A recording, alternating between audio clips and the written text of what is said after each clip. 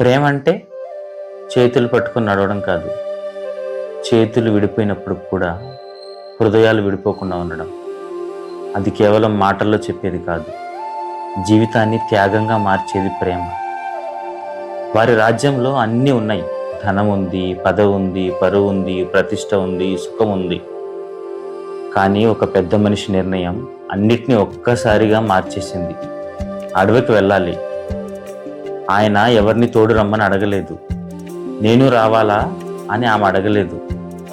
మీరు వెళ్తున్నారు, నేను కూడా వస్తాను అని స్పష్టంగా చెప్పింది.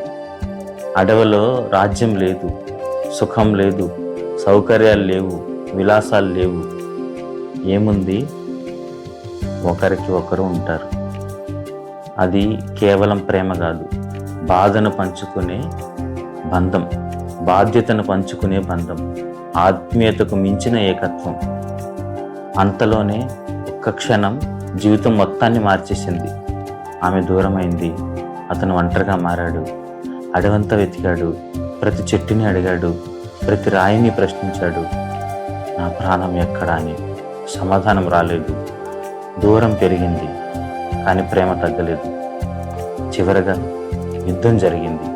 అసత్యం కూలిపోయింది, అధర్మం ఓడిపోయింది, ధర్మం గెలిచింది. ఆమె తిరిగి వచ్చింది. ఆయన కళ్ళల్లో ఆనందం కాదు, ఆయన ప్రాణం తిరిగి వచ్చిందనే భావన. ప్రేమ అంటే కలిసి నవ్వుకోవడం కాదు, కలిసి బాధపడడం.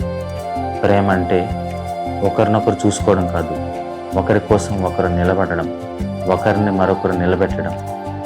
అదే సీతారాముల కథ. రాముడు సీతని ప్రేమించాడు, ఆమె అతనితో నడిచింది. సీతమ్మ రాముడిని ప్రేమించింది, ఆయన ధర్మంతో నడిచాడు. ప్రేమ అంటే ఇంతకంటే ఏం చెప్పగలం? అందుకే రాముడు దేవుడు కాదు, రాముడు ఒక భావోద్వేగం. ఈ దేశంలో రాజకీయాల నుంచి సినిమాల వరకు ప్రతి విషయంలో, ప్రతి హృదయంలో రాముడు అనేది ఒక పేరు కాదు, ఒక భావోద్వేగం, ఒక ఎమోషన్, ఒక విశ్వాసం, ఒక జీవితం.